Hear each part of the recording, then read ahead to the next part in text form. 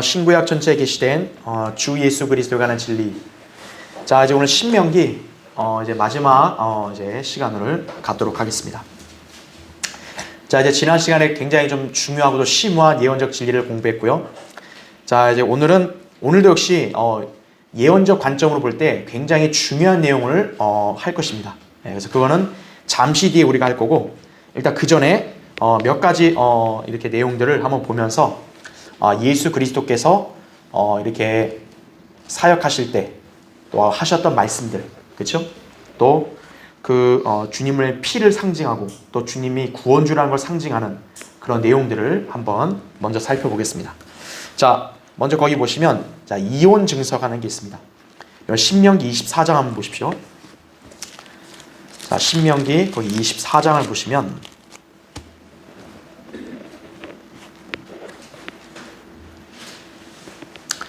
자, 이혼 증서가 뭐 그냥 율법적 규례 같은데 이것이 또 어떤 진리가 담겨 있냐?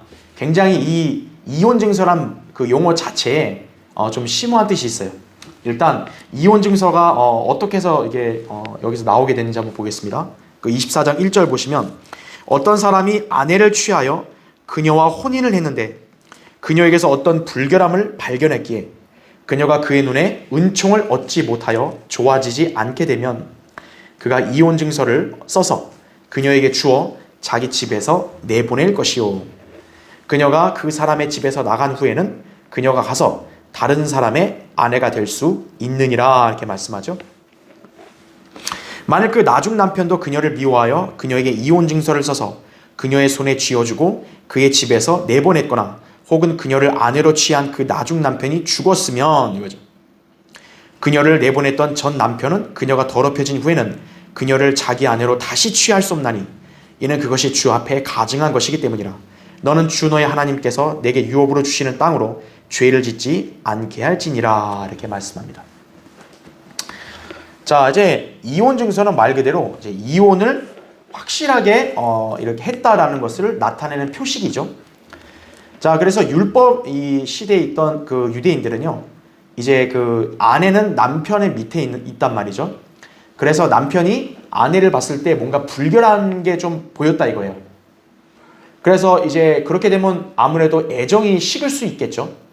그랬을 때 이혼 증서를 써서 그녀에게 주어서 다시 친정으로 이렇게 보낼 수 있었다라는 거죠.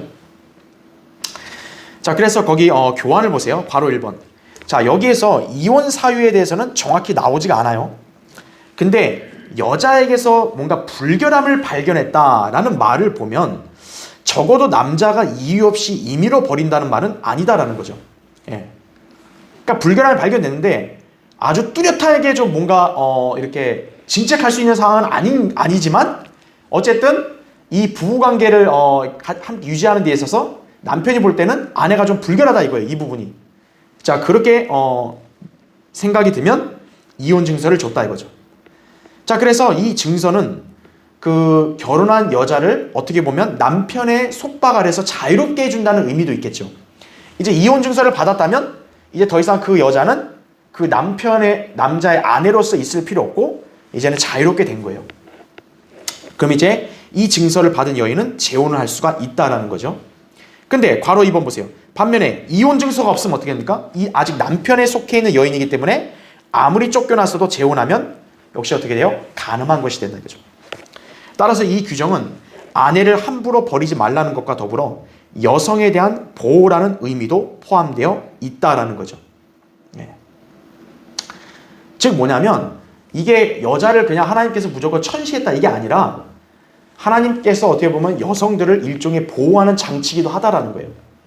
즉 율법 시대에 있는 남편이 함부로 아내를 갖다가 버리고 이혼했다 이렇게 할 수 없다라는 거죠. 예. 정말로 이혼이 되려면 이혼 증서를 써서 이렇게 주고 보내야지 이게 표식이 돼서 성립이 되는 거지 그냥 마음에 안 든다고 내쫓는다 그렇게 해가지고는 이혼이 성립 안 된다는 거죠. 만약 그런 식으로 해놓고 남자가 다른 여자하고 이렇게 어떻게 관계를 맺으면 간음이 되는 거예요. 그게. 예.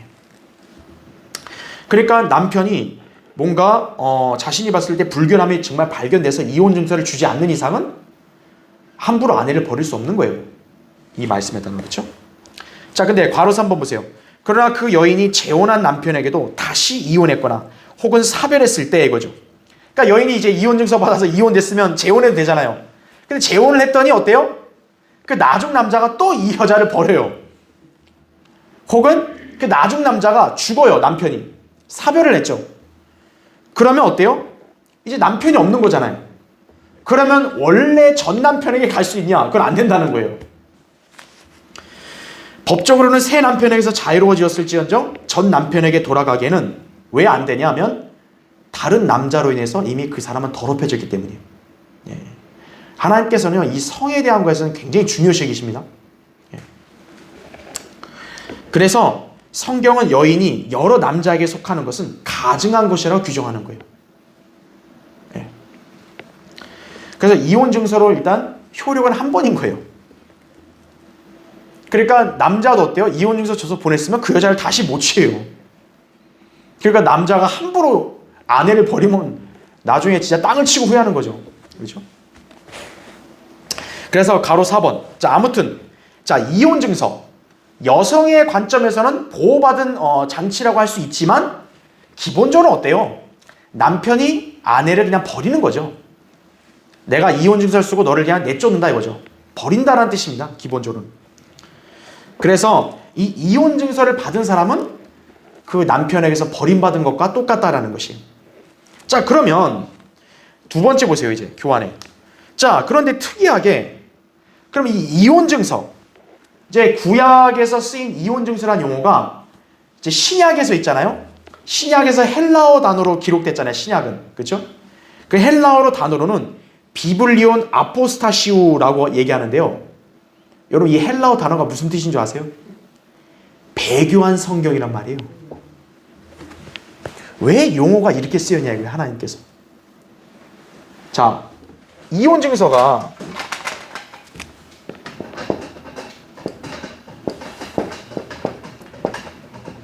헬라어의 뜻으로 보면은 이게 배교한 성경이라는 거예요.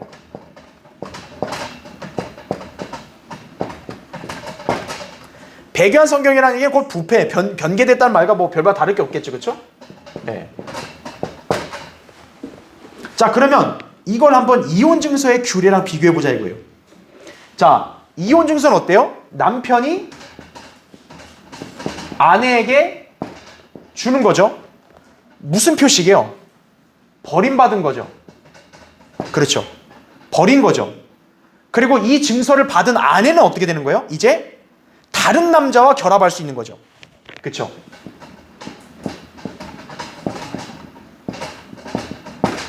자, 이게 이혼 증서의 규례와 관계란 말이에요. 그러면 이거를 배교한 성경에다 한번 넣어보자 이거예요. 그러면 어떤 관계가 성립되는지. 자, 이 시대를 사는 우리에게 시사하는 바가 커요. 거기 괄호 1번 보세요. 음행한 아내에게 이혼 증서를 주죠. 분명히 불결함이 있으니까 주는 거 아니에요. 자, 바로 뭐냐면 이 배교한 성경, 변개된 성경을 들고 있는 교회들이 다 어떤 교회들이에요? 전부 배교한 교회들이죠. 교회가 배교했다는 얘기 뭡니까? 주님과 말씀으로부터 떠나서 어때요? 세상, 그 죄악이 가득한 세상과 결합한 걸 말하는 거죠. 즉, 이 배교한 성경을 하나님께서 그 가짜 교회들이 쓰게 하셨다는 것은 곧 그 교회들로 하여금 어때요? 주님이 버리시고 세상과 결합하도록 허락하셨다는 의미가 되는 거예요. 지금 이 관계를 보면 딱 그거랑 맞잖아요. 그렇죠? 주님은 신랑이고 원래 교회는 신부 아니에요. 그런데 어떻게 했죠? 남편이 아내에게 이혼 증서 써서 버려서 다른 남자하고 결합하라고 내보냈듯이 배교한 성경을 들고 있는 교회는 하나님의 관점에서 뭐예요? 그 성경을 줌으로써 너 나한테서 떠나서 저기 주님과 반대되는 세상과 결합하라. 이런 관계가 되는 거예요. 그래서 괄호 2번 보세요. 주님의 신부인 교회가 신랑이신 주님을 떠나 세상과 연합함으로써 이거죠. 주님은 세상 지향적이고 배교한 교회들이 선호하는 온갖 변개된 성경들을 주시면서 그들을 버리신 것이다 이거예요. 그래서 배교한 교회들이 배교한 성경, 즉 변개된 가짜 성경을 쓰는 것은 결코 우연이 아니에요. 하나님이 버리신 거예요.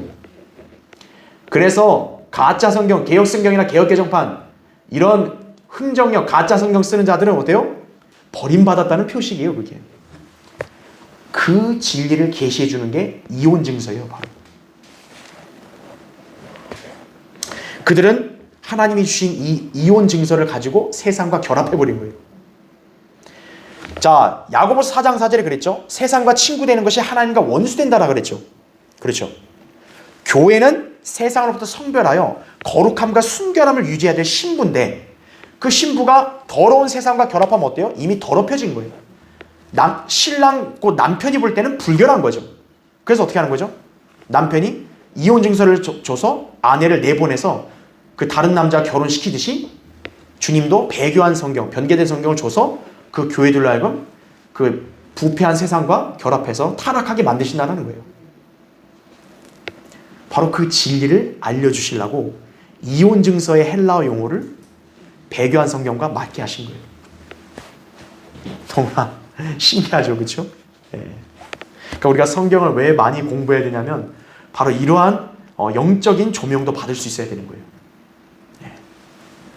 그래서 여러분 가짜 성경 쓰는 교회들은요, 아, 버림받았구나 이렇게 생각하시면 되는 거예요. 아유, 저렇게 건물도 크고 숫자도 많은데요. 배교한 성경을 쓰고 있다면 이미 하나님이 마치 이혼 증서 줘서 버린 거와 똑같은 거예요. 그렇게 보시면 됩니다. 자, 세 번째 보세요. 한편 바리새인들은 이 규정을 오해하여 남자가 무슨 사유로든지, 즉 마음만 먹으면 임의로 아내를 버려도 되냐고 예수 그리스도를 시험하여 질문하였다라는 거죠. 그렇죠. 한번 찾아볼까요? 그럼 마태복음 19장 보세요.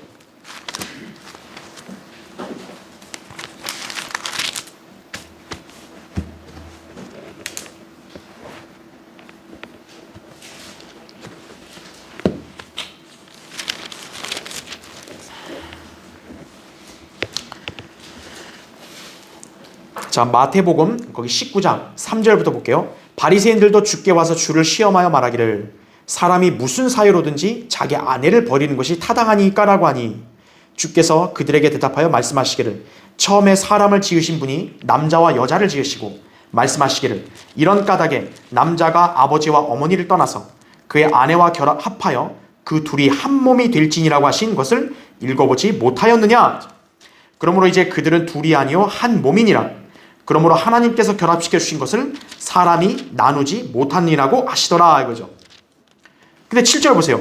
그들이 주께 말하기를 그러면 어찌하여 모세는 이혼 증서를 주어서 내어 버리라 명령하였나이까 라고 하니 그랬죠. 자, 지금 이 바리새인들은요, 예수님을 시험할 때 이혼해도 되냐 안 되냐 이걸 갖고 지금 시험한 거란 말이에요.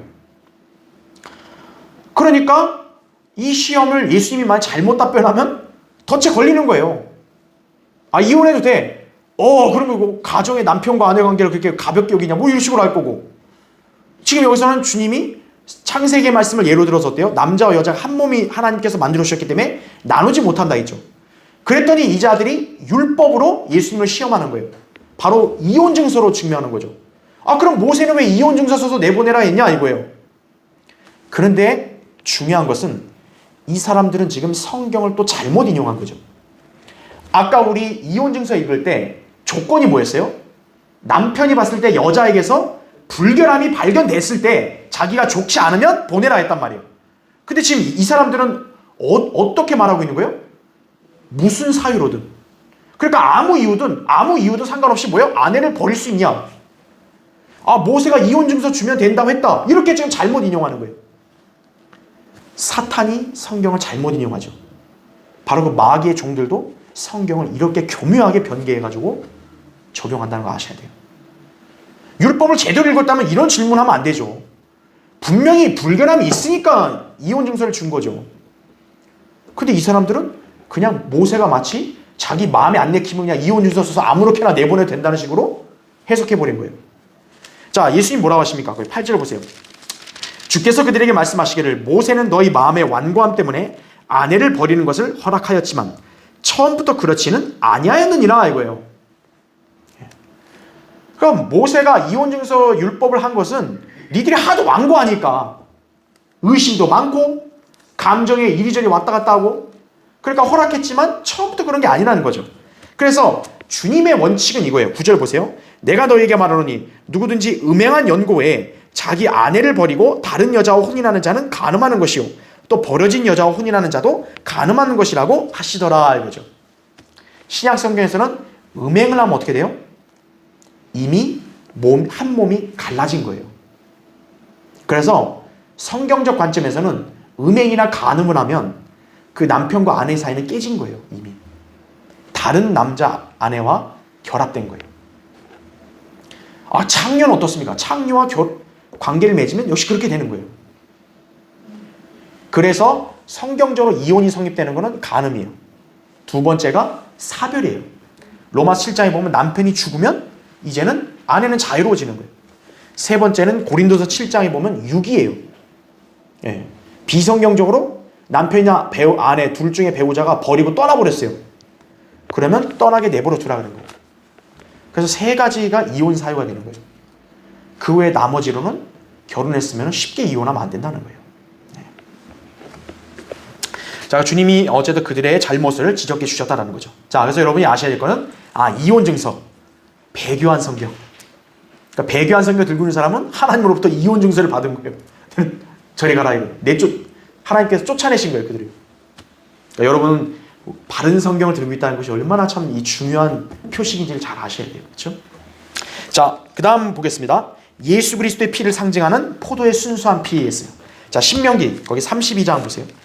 신명기 32장 14절 보겠습니다.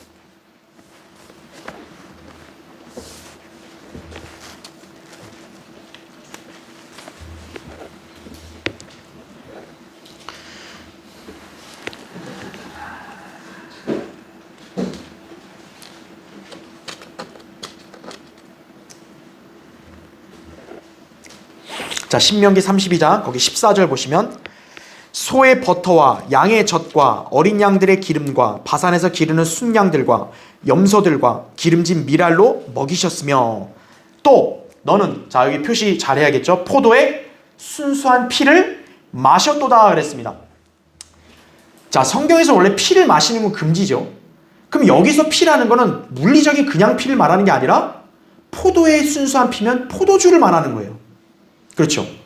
이게 그냥 인간의 피면 이거 잘못된 거죠. 성경은 피째 먹으면 안 된다 했잖아요. 그러니까 포도의 순수한 피라면 이건 포도주를 말하는 거예요.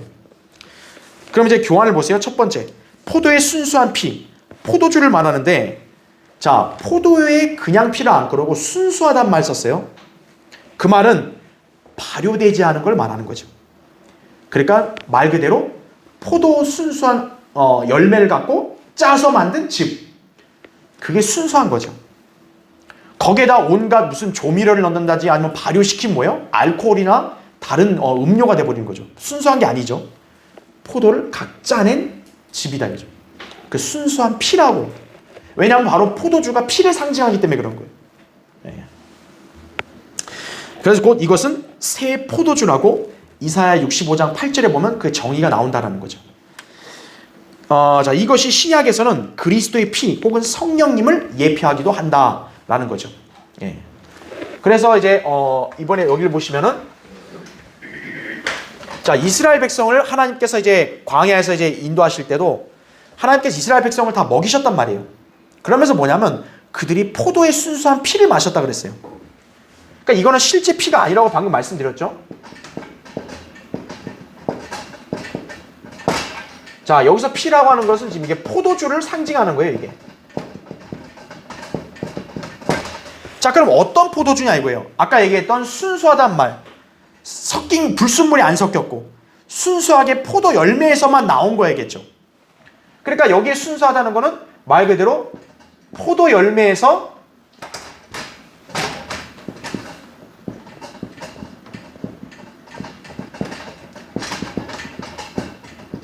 포도 열매에서 짜낸 포도주가 되겠죠. 그래서 이게 바로 뭐냐면 포도즙이고 성경에서 이거를 어떻게 표현하냐면 새 포도주라고 말하는 거예요. New wine 그런 거죠. 성경에서 새 포도주라 했을 때는 바로 이 포도 열매에서 딱 짜낸 포도즙을 말하는 거예요. 예수님이 만찬 때 드셨던 포도주가 바로 이건 거예요. 술이 아니라는 거죠. 바로 왜 그러냐면 그 피가 예수님의 피를 상징하잖아요. 그러니까 예수님의 피를 상징할 때 순수하고 깨끗해야죠. 그러니까 포도의 순수한 피라 그런 거예요. 그러니까 지금 이 표현은 예수 그리스도의 피를 예표하는 거다 이거죠. 자, 그래서 두 번째 보세요. 성경은 기본적으로 두 종류의 피를 제시한다 이거죠. 그것은 그리스도의 피와 죄인들의 피다라는 거죠. 그래서 여기 보면 포도즙이라 했을 때 이거와 반대되게 분명히 발효된 포도주가 있을 거 아니에요. 그렇죠? 그거는 곧 술인 거예요. 그래서 이 발효된 포도주를 얘기할 때는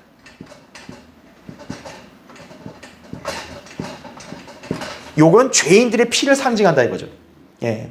그러니까 우리가 포도주도 새 포도주가 있고 묵은 포도주가 있듯이 피도 죄 없는 그리스도의 피가 있고 그 다음에 죄인들의 피 두 종류로 나뉜다라는 거죠. 그렇죠?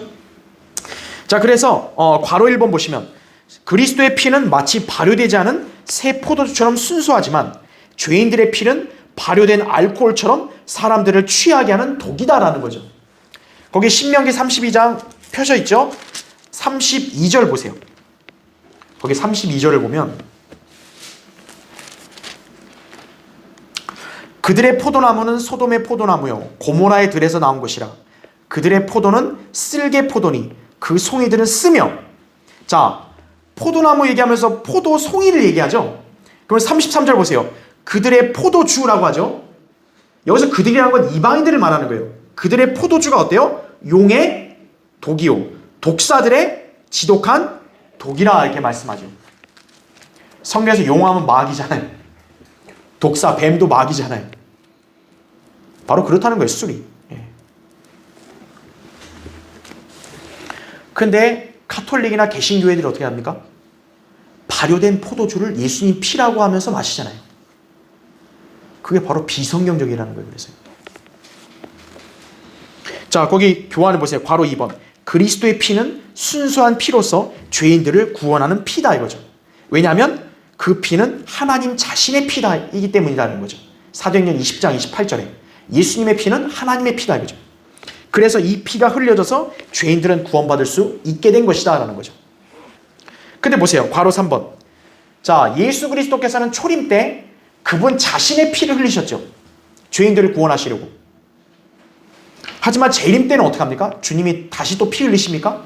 아니죠. 재림 때는 거꾸로 이제는 세상 죄인들이 피를 흘릴 차례가 되는 것이에요. 그 다음 페이지 나오죠. 자, 그래서 초림 때는 주님 자신이 피를 흘렸지만 순수한 피를 흘리셨지만 재림 때는 주님이 민족들을 짓밟아서 그들의 피가 튀어나오게 하신다는 거죠. 그게 이사야 거기 보시면 63장 2절 3절이에요. 어찌하여 내 의복이 붉으며 내 옷이 포도즙 틀을 밟는 자 같은가 이거예요. 나는 홀로 포도즙 틀을 밟았고 백성 중에 나와 함께한 자가 아무도 없었도다. 나의 분함으로 그들을 밟고 나의 진노함 속에서 그들을 짓밟으리니 그러면 그들의 피가 내 옷에 튀어서 내가 내 의복을 모두 얼룩지게 할 것이라 이거죠. 그러니까 주님이 그들을 짓밟아 버린다 이거죠. 이게 상징적인 게 아니라 문자 그대로 주님이 재림하셔서 이제 내려오시면은 그 민족들을 싹 짓밟아 버리는 거예요. 그럼 어떻게 합니까? 그 인간들의 피가 튀는 거죠. 주님의 옷에 붙는 거죠. 굉장히 섬뜩한 거죠. 주님이 재림 때 그렇게 진멸하신다는 거예요. 그러니까 그 모습이 마치 뭐랑 똑같다는 거죠? 포도즙 틀을 밟는 거와 똑같다는 거죠. 왜냐하면 바로 포도즙이 피를 상징하니까 그런 거예요. 그러니까 그들의 인간이 어때요? 짓밟혀서 피가 튀는 게 포도송이를 밟을 때 즙이 튀어나온 거와 똑같다는 거죠. 그래서 거기 계시록 19장 15절도 전능하신 하나님의 맹렬한 진노의 포도즙 틀을 밟으신다라는 말씀을 쓰잖아요. 바로 그게 이거예요. 그래서 동그라미 3번에 그 계시록 14장 20절은 이렇게 나오죠. 그 포도즙 틀이 도성 밖에서 짓밟히니 그 틀에서 피가 흘러나와 말꽃빛까지 닿고 1600 스타디온까지 퍼지더라 이거죠. 예. 말꽃빛은 여러분 얼마나 높아요? 그런 높이로 1600 스타디온까지 그렇죠. 거의 수백 킬로 이상이 흐른다는 거예요. 그 2억 명이 다 피가 터지니까요. 얼마나 그 피가 마치 강을 이루듯이 이렇게 가겠죠. 자, 그래서 지금 이 시대에 주님의 보혈을 믿고 구원받아야 된다는 거예요. 안 그러면 나중에 주님이 그 죄인들의 피를 흘리게 하시는 거예요. 자, 밑에 보세요. 세 번째. 한편 주의 만찬에서 포도주는 그리스도의 피를 상징하고 있는데 그리스도의 피가 순수한 피라는 것을 기억한다면 그 상징적인 의미에서 발효된 포도주를 사용하지 말아야 한다는 거죠. 그래서 성경들에 믿는 교회들은 주의 만찬식을 할 때 그 시중에서 하는 알코올 포도주를 안 쓰는 거예요. 우리는 포도주스를 쓰는 거예요.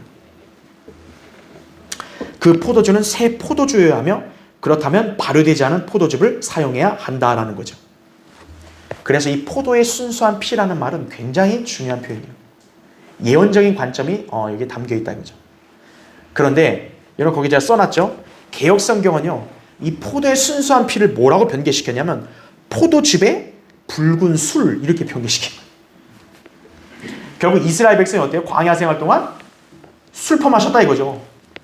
포도주로 실컷 마셔가지고 취했다 이건데 신명기 29장 6절에 보면 주님은 그들에게 독주도 마시지 않았다고 말씀했거든요. 이스라엘은 광야에 술을 마시지 않겠다고요, 하나님. 그러니까 성경이 잘못된 거예요, 그게. 그런 성경을 쓰고 있는 거예요, 이 교회들이요. 그러니까 그런 성경을 쓰는 교회들은 다 어떻게 하는 거죠? 성찬식이라 해가지고 죄다 술 한 잔씩 거나하게 마시고 오는 거예요, 전부 다. 그렇죠. 자, 포도즙에 술, 알코올을 쓰면 어때요? 죄인의 피로 상징되는 거기 때문에 예수님의 피하고 안 맞는다라는 거죠. 그리고 우리가 잘 기억해야 합니다. 자, 그 다음 이스라엘의 반석과 이방인의 반석입니다. 거기 여러분 신명기 32장 펴져 있죠? 30절부터 볼게요. 30절.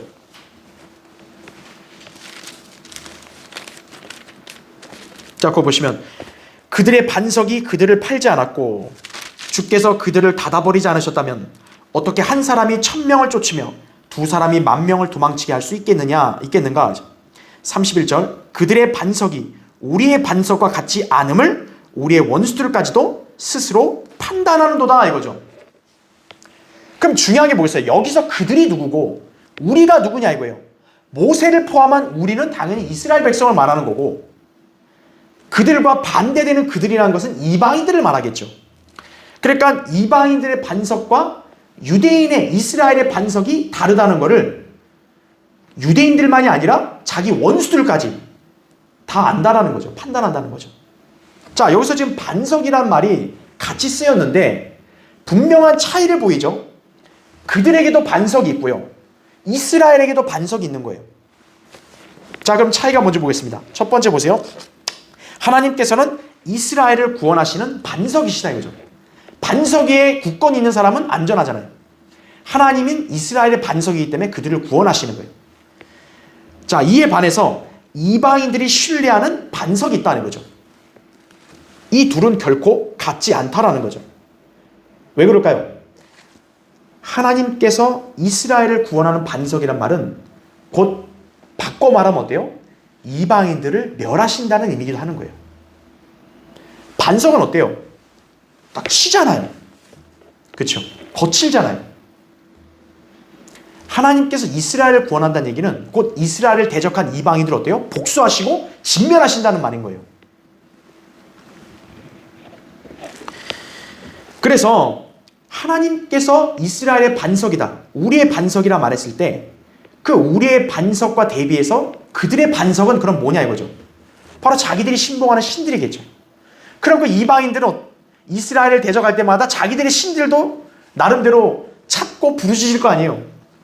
그러면 그들의 신들이 그들을 지켜줍니까? 아니라는 거죠. 그래서 지금 여기 말씀이 어떤 말씀인 거예요? 그들의 반석은 결코 그들을 보호해주지 못한다는 말이에요. 네. 불교, 유교, 도교, 천주교, 그죠? 무슨 여러 각종 종교들 있잖아요. 몰몬교, 안식교, 그들의 창시자나 신들, 그들을 구원할 수 있나요? 없죠. 그들이 지옥의 형벌에 처하려고 할 때 그들을 구할 수 있어요?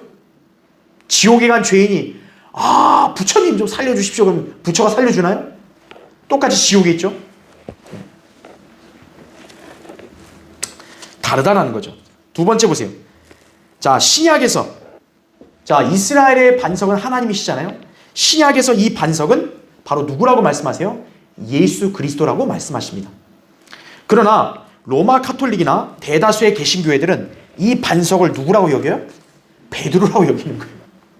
얼마나 우스꽝스러운 일입니까? 자, 거기 교환에 나오죠. 마태복음 16장 18절 보면 나도 너에게 말하노니 너는 베드로라 이거죠.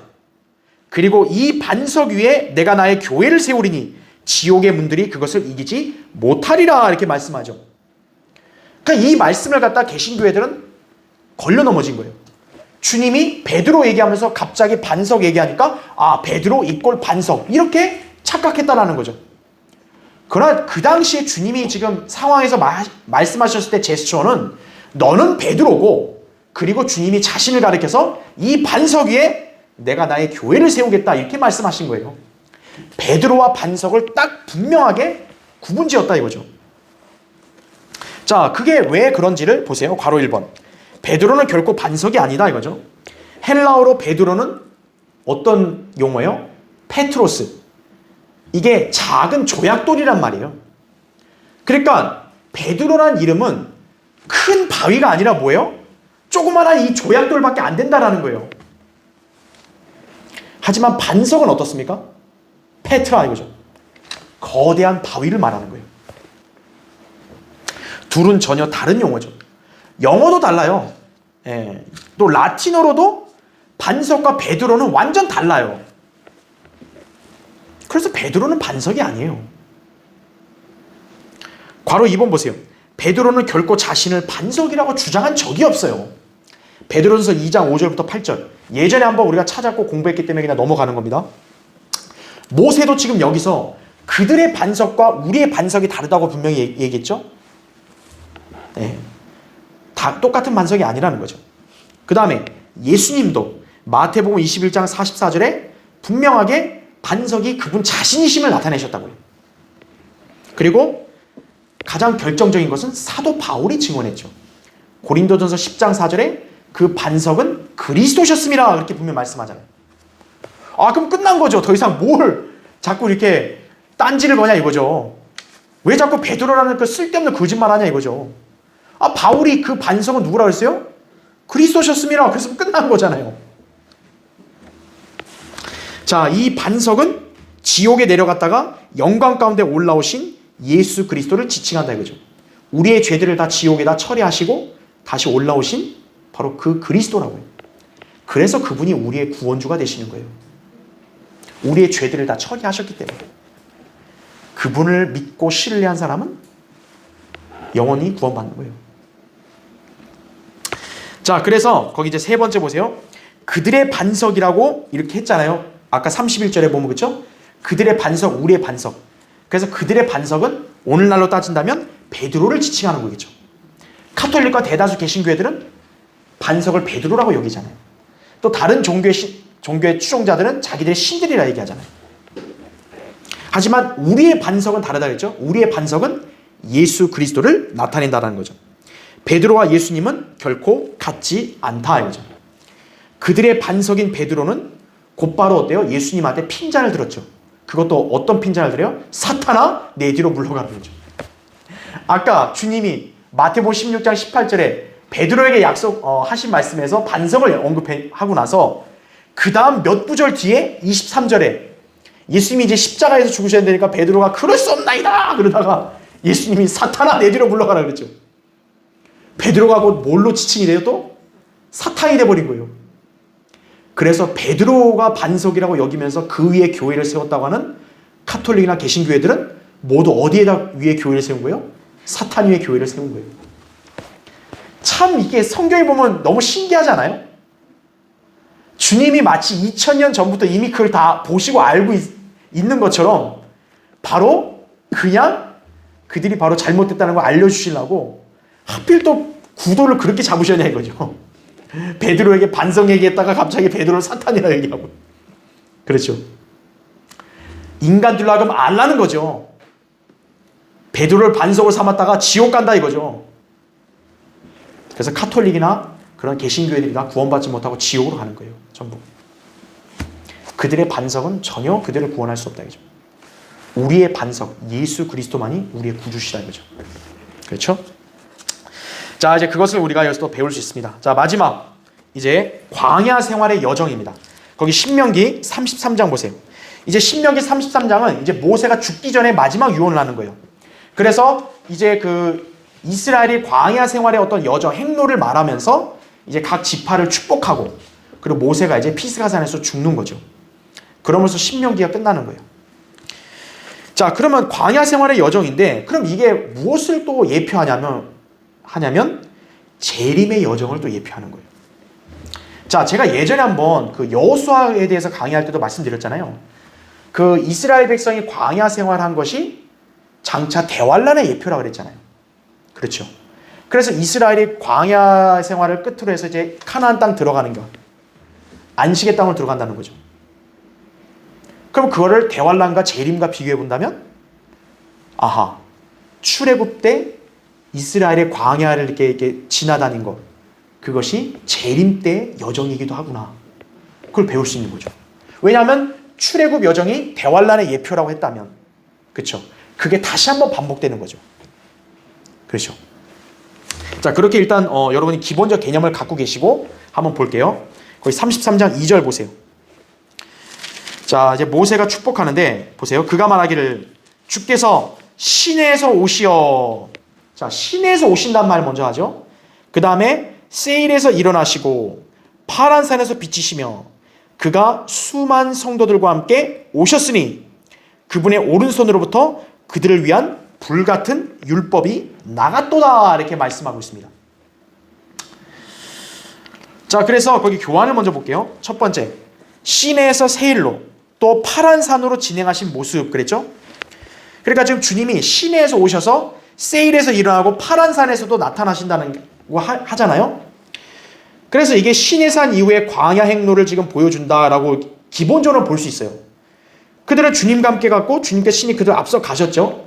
그런데 이 장면은 단순히 광야 생활의 여정만을 보여주는 게 아니라 재림의 장면을 예표한다는 거예요. 그래서 지금 이 구절 자체를 그냥 무조건 과거의 출애굽대로 적용시키기에는 무리가 있어요. 그래서 이거는 결코 과거의 출애굽 역사 기록이 아니라 예언이라는 걸 우리가 알아야 돼요. 자, 왜 그런지 볼게요. 괄호 1번. 많은 교회들은 이 구절을 출애굽기와 민수기에 기록된 사건들에 교리적으로 적용한다. 그러나 하나님께서는 그 당시 세일산에서 일어나지 않으셨어요. 주님은 그 이스라엘 광야 생활에서 세일산이 어디냐면 바로 에돔 있는 지역이거든요.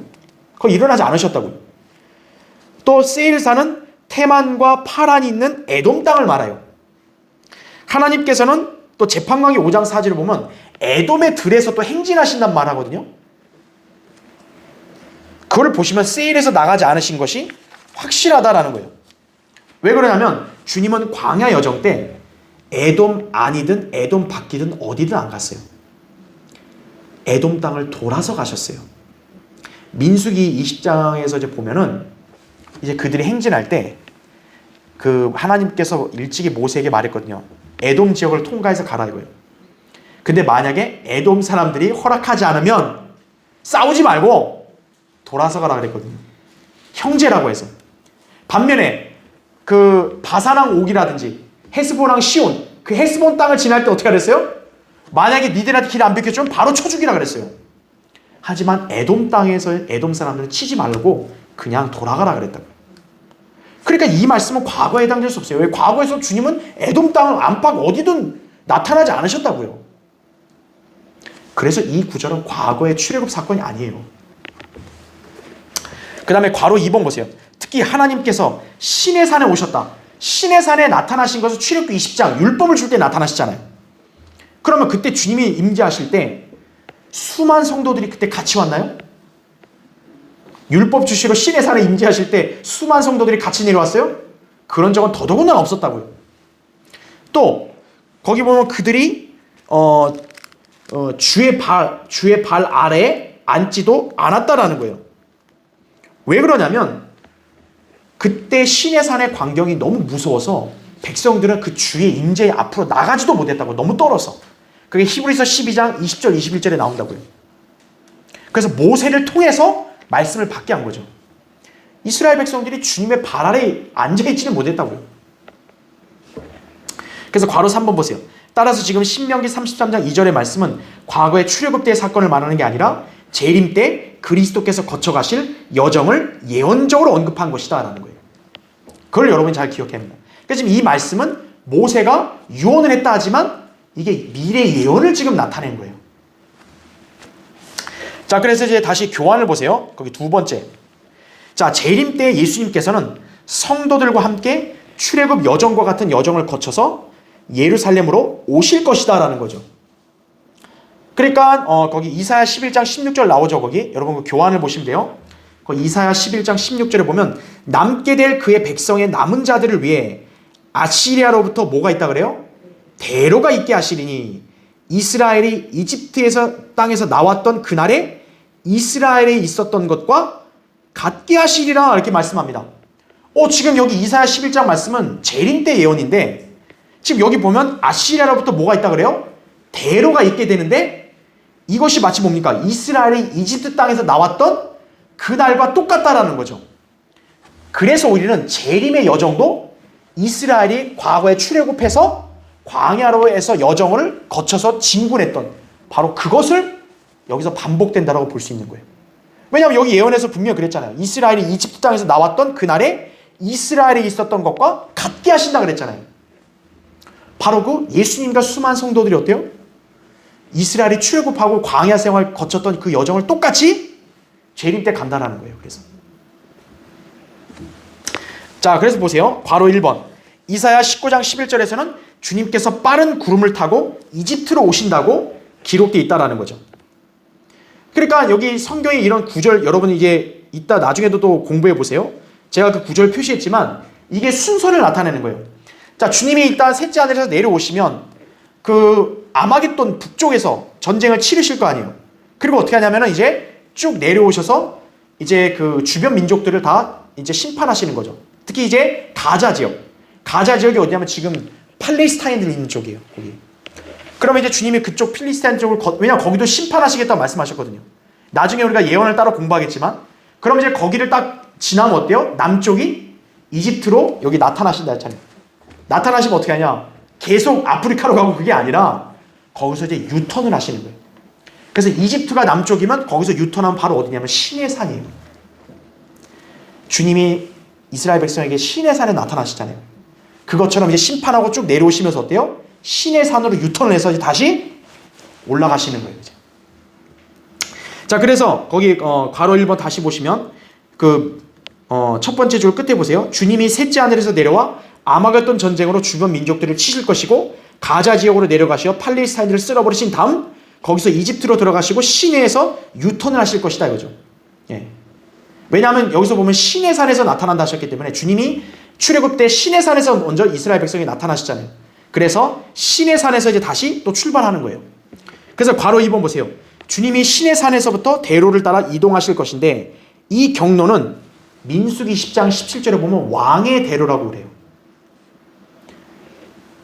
그래서 왕의 대로라고 불리고 아까 우리 이사야 11장 16절에 보면 아시리아로부터 대로가 있다 그랬잖아요. 대로.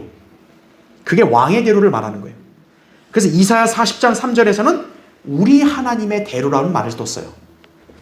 자, 그러니까 지금 이 재림의 경로를 보면 지금 주님이 이 재림하는 경로가 이제 왕의 대로를 따라서 이 재림의 경로가 이제 결정이 되는 거예요. 주님이 이제 왕의 대로를 따라서 이동하시는 거예요. 그래서 가장 먼저 이제 출발을 어떻게 하냐면 시내산에서 하시는 거예요. 이제 아까 이집트 잠깐 찍고 유턴해서 시내산에서 다시 예전에 과거에 이 출애굽 때 이스라엘 백성이 광야를 그 여정을 거쳐서 카나안 땅으로 들어갔듯이 그 여정을 똑같이 취하신다라는 거죠. 그래서 시내산에서 일단 출발하는 거예요. 그래서 이제 그 왕의 대로가 이제 그렇게 연결돼 있다라는 거죠. 그래서 시내산에서 먼저 이제 출발하면 아까 우리 신명기 33장 2절 볼 때 시내에서 오시어 그 다음에 어디로 간대요? 세일을 거친다 그랬죠. 세일산에서 일어나시고 파란산에서 비치신다라고 말씀하셨죠.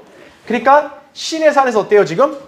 세일, 파란산 거기서 나타나신다라고 이제 그 간격이 이제 이동 경로가 그렇게 거쳐가신다고 나오는 거죠. 그래서 거기 보세요. 하박국 3장 3절에 이렇게 나옵니다. 하나님은 테만으로부터 오시며 거룩하신 분은 어디서부터 오셨다 그래요? 파란 산으로부터 오셨도다 이거죠. 방금 우리 신명기 33장 2절 읽을 때도 세일에서 일어나시고 파란 산에서 비추신다 그랬잖아요.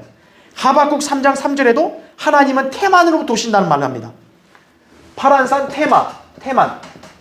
바로 여기가 어디냐면 에돔을 말하는 거예요. 에돔 지방을 말하는 거예요. 그러니까 시내산이 이렇게 있으면은 제가 지도를 잘 못 그려요. 지도 이제 보시면 돼요. 뒤에 시내산이 만약 여기라고 하면은 이제 에돔 땅이 여긴 거예요. 예, 이제 일로 가시는 거예요. 자, 그러면 파란산 테만이 에돔이고, 그래서 이사야 63장 1절에서도 주님은 에돔, 그 에돔 지역을 뭐라고 또 얘기하면 보스라라고 얘기해요. 보스라가 바로 에돔을 말하는 거예요. 그래서 이것도 이제 보스라라고 또 얘기하죠. 그래서 보스라 지역에 오신다고 말합니다. 그리고 괄호 4번 보세요. 그리고 스가랴 14장 4절에서는 올리브산 위로 오신다고 했어요.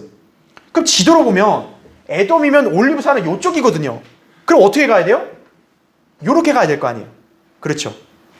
자, 그럼 그렇게 위로 북쪽으로 올라갈 때 이 모든 말씀을 종합해보면 어떻게 되느냐. 자, 보세요. 거기 괄호 4번에 재림하시는 예수님은 신의 산으로 오셔서 파란 광야를 지나 에돔 땅을 거쳐 이제 어디를 통과하는 거예요? 모압 지역을 통과하신다. 그죠? 모압과 암몬이 바로 어디 있는 거예요? 지금 트랜스 요르단, 이스라엘 동쪽 지역이죠. 이제 주님이 이제 여기 남쪽에서 올라오시면서 어때요? 그 모압과 암몬 지역을 지나시는 거예요. 그래서 거길 지나면 이제 뭐가 있냐면 여기에 요단강이 있는 거예요.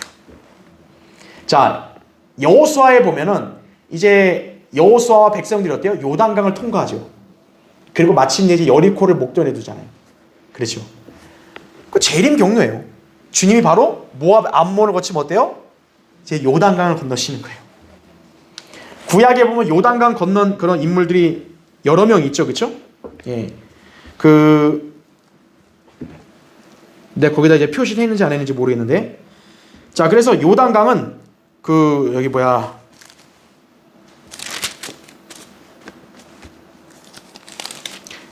다윗, 엘리사, 요단강 다 건넜죠, 그렇죠? 그리고 언약궤도 어떻게 보면 여호수아 3장 때 지나갔다고요.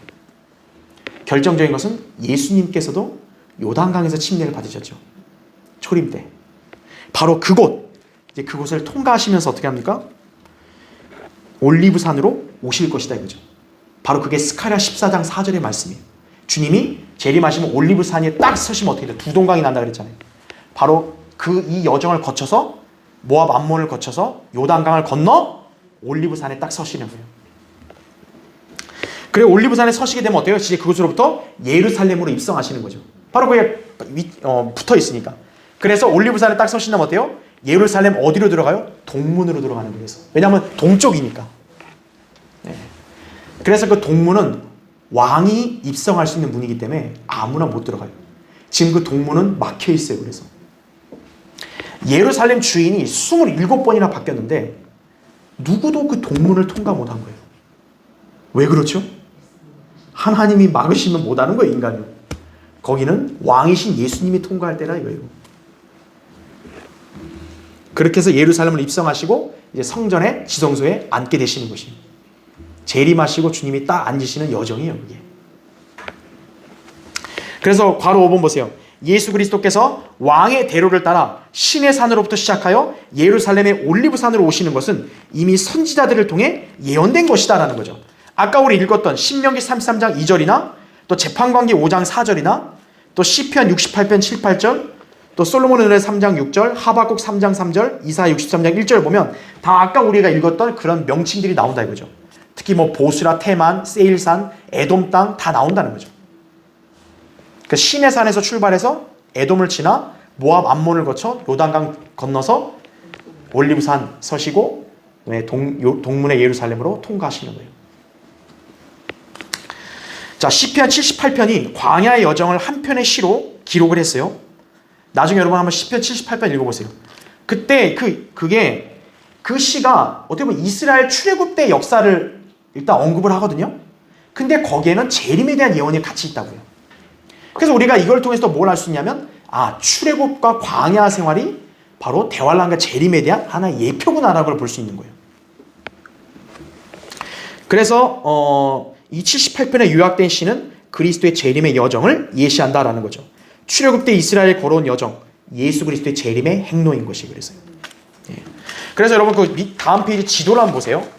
자, 왕의 대로의 지도의 그림을 이제 거기에 표시했는데, 지도를 보니까 좀 더 여러분 선명하게 다 이해가 되시겠죠, 그렇죠? 자, 거기 보시면 일단 아까 얘기했던 대로, 그렇죠? 주님이 일단 재림하시면 무깃돌을 거쳐서 그 밑에 가자 지역 있죠? 거기를 쭉 해서 이집트 잠깐 왔다 어때요? 시내산을 유턴하신다는 거죠.